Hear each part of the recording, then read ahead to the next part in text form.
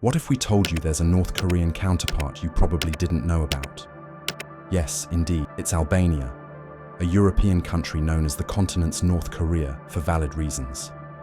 If you turn the pages of history, you will realize that the nation was under the rule of an infamous dictator who was responsible for extreme tyranny and the regression of a whole nation. He was named Enver Hoxha, and he continued Albania's isolated regime for years. For reference, he built 170,000 bunkers, spent around 11.4% of the country's budget on defense, and ran a propaganda campaign that made people feel like they were always under threat from outside. By 1985, Albania's isolation rivaled even that of Pyongyang, with its borders sealed and foreign influence strictly banned. As the tyrant leader's paranoia grew even more, the country's suffocating policies made life very difficult for ordinary citizens. So today, let's wrap our heads around the details of how Albania went through extreme autocracy for years and how it eventually ended. Albania is a small, mountainous country in the Balkan Peninsula with a long Adriatic and Ionian coastline. Together with neighboring Kosovo, which is mostly inhabited by Albanians, Albania has a Muslim majority, which comes as a courtesy of several centuries under Ottoman rule. Christians make up 17% of the population, who are mainly Orthodox and smaller Catholic denominations. After World War II, Albania became a Stalinist state under Enver Hoxha, and it remained strictly isolationist until its transition to democracy after 1990. Unfortunately, it is now the third poorest in Europe, which is plagued by corruption. But even this difficult reality is a far cry from what it was less than 30 years ago. In the mid-1980s, Albania was a communist hermit kingdom.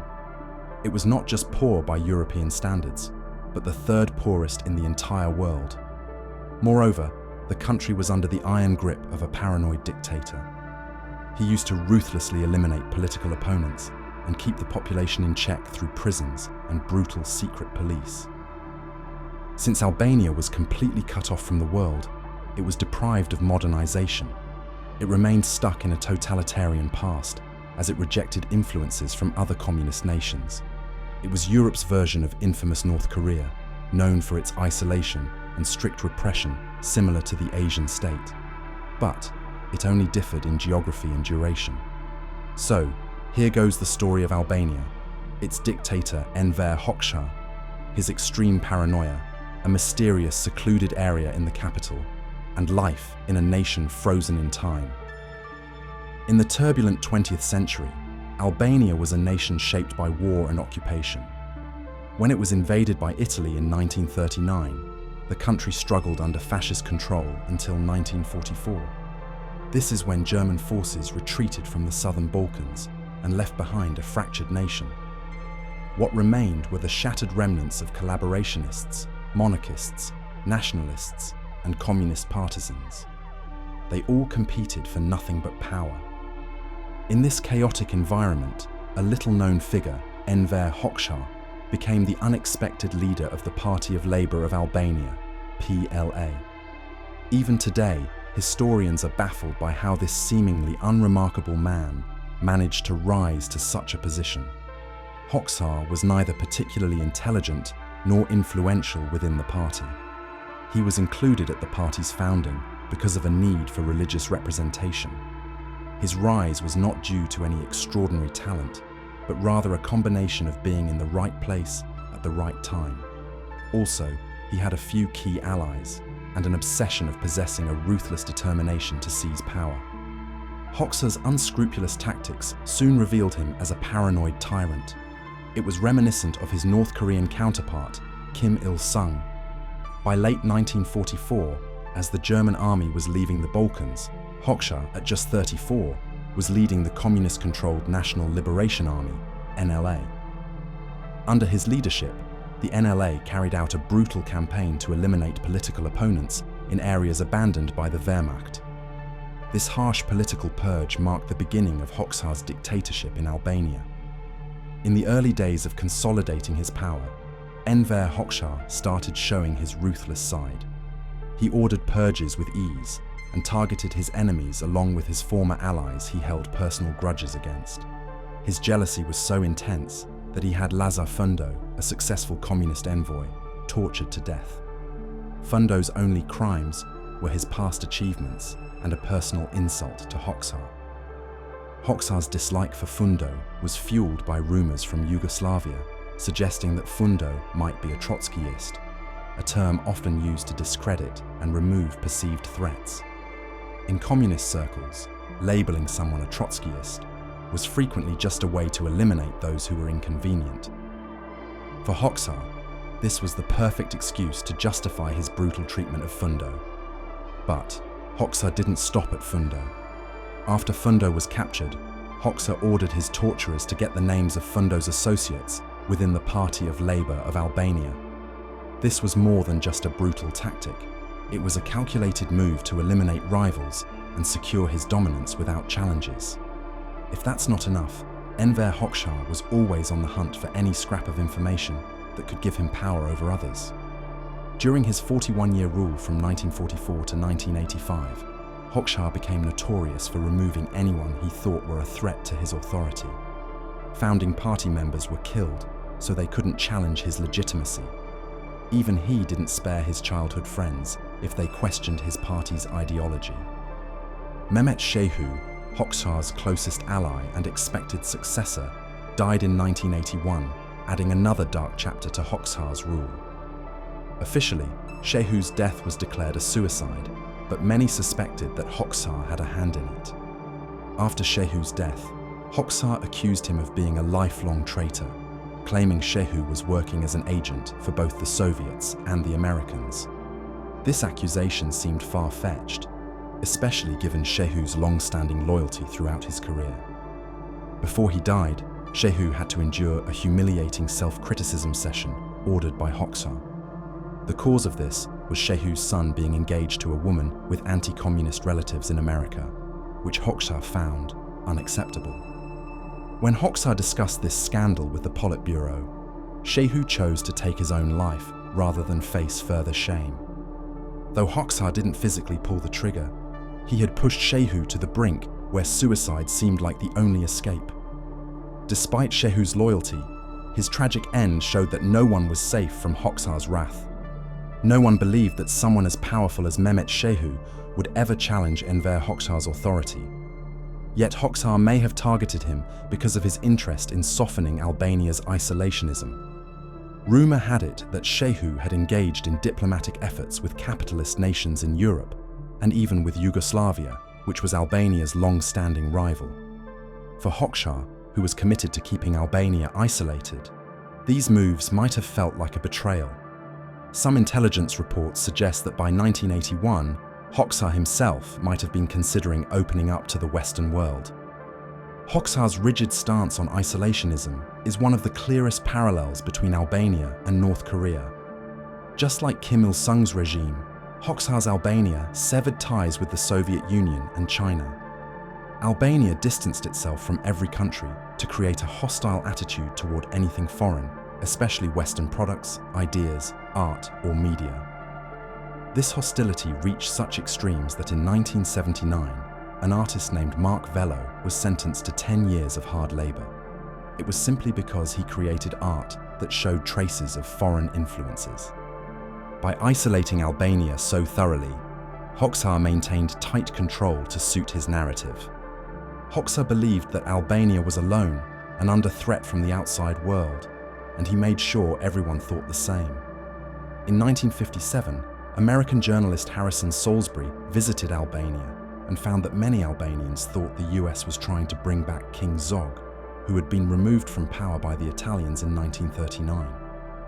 The United States and the United Kingdom had indeed attempted to overthrow Hoxha's government after World War II. It was done through a covert operation called Operation Valuable Fiend. But they failed by 1954 and abandoned any plans to subvert Albania's communist regime. Previously, both Khrushchev's Soviet Union and China, under Mao Zedong before 1972, were communist like Hoxha's Albania. However, after 1972, China started engaging more with capitalist countries, and Khrushchev's Soviet Union also began to shift its policies, which made Hoxha feel even more isolated and distrustful. He believed that Albania was the last true defender of Marxism and that the whole world was conspiring against little Albania. He saw threats coming not just from neighboring Yugoslavia, but also from the Soviet Union and even far-off China. Hoxha encouraged his people to adopt a mindset where survival depended on loyalty to the state. He insisted that for Albania to remain self-reliant and defend itself from its enemies, every citizen must work and live as if in a state of siege. Hoxha's paranoia became more evident when he initiated the construction of 170,000 bunkers across Albania between 1975 and 1985. These squat, grey structures served as a reminder to every Albanian that they were under siege and the PLA was fighting for survival. This massive undertaking wasn't just about defence, it was about pushing fear and vigilance into the national psyche. The money used for building these bunkers could have greatly improved the poor living conditions of ordinary Albanians. Instead, it was spent on this paranoid project. Between 9.6% and 11.4% of Albania's national budget went to national defence, much of it for bunker construction. This focus on military readiness over public welfare wasn't new. In 1961, then Prime Minister Mehmet Shehu even said they needed weapons more than bread because they feared an attack from the Soviet Union. In simpler words, the security of the state always trumped the needs of its general people. Albania was already one of the poorest nations in Europe. Many of its citizens were teetering on the edge of starvation. The capital, Tirana, had to bear the brunt of this poverty. When Bavarian Premier Franz Josef Strauss visited in 1984, his son was struck by the emptiness of the streets at night. He also noticed the outdated technology in the city's museum, which included a 1920s tractor and manually operated switchboards. Most people lived in cramped, overcrowded flats and squeezed 4 to 10 individuals into just 50 square meters. Imagine living in a space barely larger than a fifth of a tennis court. However, not all of Tirana was this bleak. South of the city centre was the Bllok, a special area where the leaders lived comfortably, away from the struggles of ordinary people. This secretive zone showed the big gap between the privileged and everyone else. The Bllok was a lavish enclave, reserved exclusively for Albania's top party officials. It was a contrast to the rest of the country with opulent apartments, high-end restaurants, private clinics, and specialty grocery stores. In other words, it was a true oasis amidst Albania's otherwise struggling landscape. Established in late 1944, the Bllok was essentially a forbidden city for the elite. The area was cleared of its original residents by the Sigurimi, Albania's secret police. They made way for the incoming party officials. Plain-clothed officers patrolled the streets, and armed checkpoints were set up to keep the unworthy out. One notable building within the Bllok was adjacent to the Central Committee. Known as the Party House, it served as a luxurious retreat for the elite. Inside, party members could enjoy banned foreign films at the cinema, relax in plush lounges, play billiards, and mingle over expensive drinks. The Party House also played a major role for the paranoid Hoxha. It was not just a venue for indulgence, but also a surveillance hub. Hoxha required all high-ranking officials to attend daily and use their presence or absence as a measure of their loyalty. He took this so seriously that when a minister proposed democratizing the party, he used the minister's absence from the club as a key reason to justify the arrest. In the Bllok, Hoxha's obsession with control and surveillance was on full display. It was a symbol of the regime's hypocrisy and the deep-seated inequality within Albania. The party house showed the deep paranoia in the Bllok. Hoxha and the party leaders created a close network by intermarrying, making their relationships almost like family. Despite claiming they were against such close ties, their circle was very small. In this environment, people would quickly betray even their family if they suspected any disloyalty. The funny thing is, Hoxha had a private clinic stocked with Western medications and staffed by foreign-trained doctors, including the French physician Paul Milliers. Despite his public criticism of Western influence, he relied on these Western drugs and expertise for his own care. This was especially notable because Hoxha had been managing diabetes since 1948, showing his hypocrisy as he condemned what he personally benefited from. Hoxha drove a custom Mercedes-Benz, a luxury from West Germany, despite the ban on private property and vehicles for everyone else. Most Albanians rarely saw a car, with only 1,265 private vehicles in the entire country. Inside his private estate in Tirana, Hoxha's study was filled with translated works from foreign libraries, which was ironic given his dislike for foreign ideas. The Bllok was not just a symbol of the regime's hypocrisy, but a look into the facade of isolation and purity created by the dictator. Hoxha's bookshelf was filled with works by Nietzsche, Shakespeare, Dostoevsky, Christie, and Machiavelli. While he imprisoned political dissidents and censored literature, much like the extreme restrictions in North Korea, his own library was left untouched. This was just another example of his indulgence and hypocrisy. When Kim Il-sung passed away in 1994, North Korea plunged into a state of intense mourning. The citizens were compelled to show their grief publicly, as if the world had ended.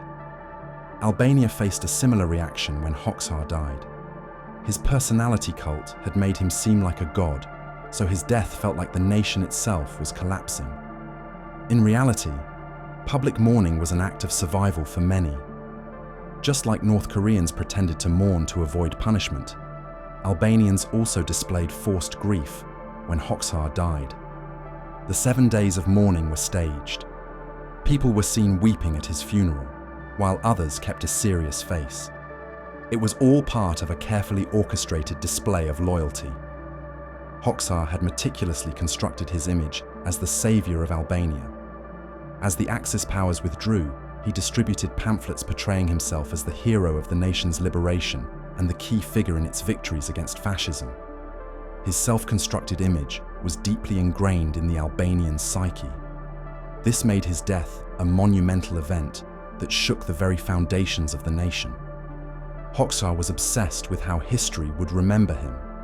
Without an official biographer, he wrote about his own achievements in detail. His fixation on his legacy was so extreme that it's believed he had Mehmet Shehu eliminated, fearing that Shehu might overshadow him after his death. The extravagant funeral Hoxha orchestrated was likely his final grand gesture to make his place permanent in history. Even after his death, his influence lingered and overshadowed the People's Socialist Republic of Albania until its collapse in 1992. Without his strict control, the ruling elite faltered. Albania started to open up, letting in foreign broadcasts and slowly shaking off the fear that had once been so powerful. Hoxha's grip from beyond the grave could only last so long. His death signaled the inevitable disintegration of Europe's own North Korea and finally revealed the fragile foundation on which his regime was built. In the end, Albania's story under Hoxha is a powerful instance of how extreme isolation can affect a nation. For over 4 decades, Hoxha's regime kept the country in a state of constant fear and convinced its people that enemies were everywhere. His grip on the country didn't just protect it, it suffocated it. After his death, the country quickly revealed the true cost of his rule. Today, Albania has moved away from its past, but the echoes of that era are still felt. Understanding this period is important for appreciating how deeply a leader's decisions can impact a nation's future. Albania's journey from isolation to openness serves as a lesson in the dangers of absolute control. So now, which place do you want us to talk about next time? Ponder it over and let us know. Until next time.